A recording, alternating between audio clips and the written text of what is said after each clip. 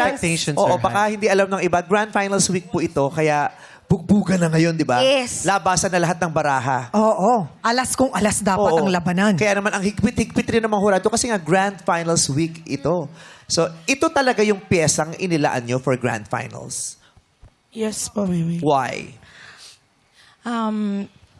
I feel like all throughout ng journey namin dito sa TNT Duets 2, sobrang nagme-make sense. Parang feeling ko nag-align lang po lahat talaga nung naglilista kami ng mga songs. And then, eventually, pinagdaanan namin talaga lahat yung songs na yon para maintindihan namin lahat paano namin i-relay sa inyo yung messages. Yeah. But that's a wonderful friendship song kasi Yes. talaga. Anthem na, friendship anthem, Friendship di ba? anthem. Kahit mga kaluma-lumaan na, yan pa rin ang friendship anthem. Pero, do you think that song is strong enough? Na pang grand final. Oo. Yeah. Yes, I hope so. I hope so. Opo. We hope so po. Yes. Wala kayong ibang choice. Yan talaga. That's what friends are for talaga. Yes po. After nung respect, I feel like Opo. Actually, parang nagpa-ponder po kami whether respect or that's Ponder. Ponder. Oh. Ponder. Ponder. Mother, They were ponder, pondering. brother, sister. How do you brush your teeth? Ponder. Parang, kasi po, kami yung binibigyan ng choice to ihilera yung lahat ng songs. So, we were pondering if respect po or that's what friends yung iwi-weekly namin, gusto po talaga namin makapasok. So, we... Kasi pag grand finals talaga, kailangan nga mag-ponder kung ano Yes. talaga magiging Yes. yes. Oo. At bukod sa ponder, dapat nag-powder ka din. Tama naman. Kailangan Pawis mag-powder ka yan. rin.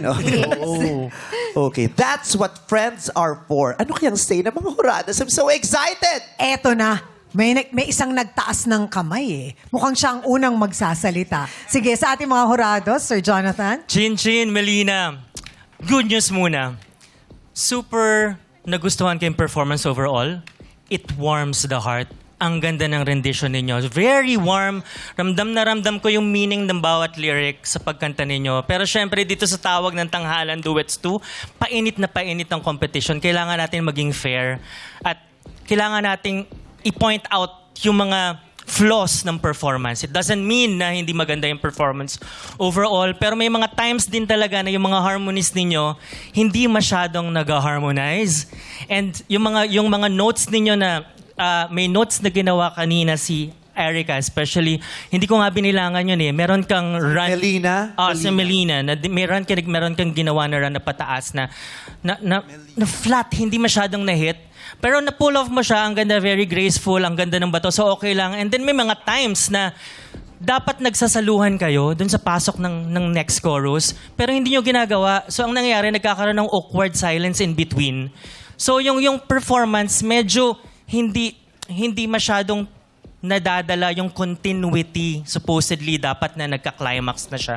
Merong twice na ganun. Pero binilangan ko lang at least once para collectively ma-point out lang yung mga flaws na yon kasi it didn't add up sa ganda ng performance. Ako kasi palalampasin ko yung flaws kung okay naman. Pero kapag naka-minus point siya sa overall ganda ng performance, dun talaga kailangan bilangan. But still, yung performance ninyo warms the heart. I felt it. Overall, it's nice. Except for those very minor flaws collectively. Ako, I have to commend Chin kasi first line mo pa lang, yung expectation sa buong performance na set mo na, napakagaling, napakapuso. It wasn't perfect, the whole performance. Diba? Oh, galing. Pero grabe yung damang-dama ko na yung i-expect ko sa buong performance. So, Chin, grabe lang yung soul mo sa pagkanta. Ibang klase. I have to agree with Horado Jonathan. No? For me, technically, it wasn't perfect. Pero yung puso, kitang-kita at damang-dama ko talaga. Ang sa akin lang siguro, kapag nagduduet kayo, yung harmonies, lalo na pag nagsasabay kayo, palagi lang siyang dapat nasa likod. Dapat mas nangingibabaw pa rin yung melody. May mga parts, or most of the parts, na overpower ng second voice, ng harmonies, yung melody. Yun lang naman, but all the rest, for me, napakagandang performance niyo. Ganon. Kung ayaw mo sumang-ayon kay Eric, ang dami-dami mong sinasabi dyan. Ala. Wala akong sinabi. Bakit? Tama yung sinasabi ni Eric. Hindi, tama nga. Yung melody ba? Sabi, habang nagsasalita ka sa... Oh. Gumagano. Hindi, wala akong ganun. Hindi pala naniniwala. Ayon sa'yo. Hindi para kay Kuya Eric. Joke lang. Para kay Wala Ogie. naman. Nakikinig lang ako. Hindi, ako nga, napaponder din ako eh. Ponder? Hindi. Ako din nakapander ako ngayon. Panting may diaper, pander ang tawag doon. I felt, there was a part lang there, I think doon ka nagtaas eh. Yung meron silang harmony na nag-clash. That was, I felt naman that was purposely done. I'd like to think it was purposely done. The interval was a minor second interval. Uso yan kasi ngayon eh, yung nagka-clash. So, it's a dissonant. They call it a dissonant sound, no? Oh, dissonance. So, I Sinadyang maging dissonant. oo, yes. Parang di pa man. Pero parang I felt naman there were some parts na parang hindi kayo nagsaluhan. Yung sinabi mo kanina na parang okay nagsustain, parang nagpapunta sa chorus, may nagsustain pero wala, empty.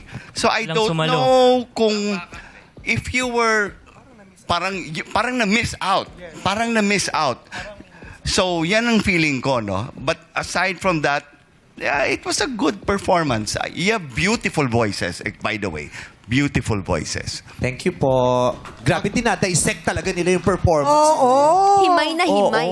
Ibig sabihin talagang nakatutok ang mga hurado. Correct. Bawat detalye. Maraming salamat po, Jurados. Maaari na kayong maglagay ng scores para sa Soul Titas.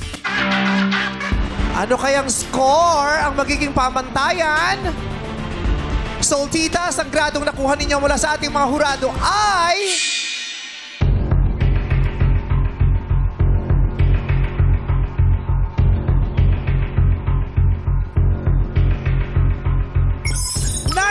%! Congratulations, kayo ang pinakamataas! Sila pa lang naman.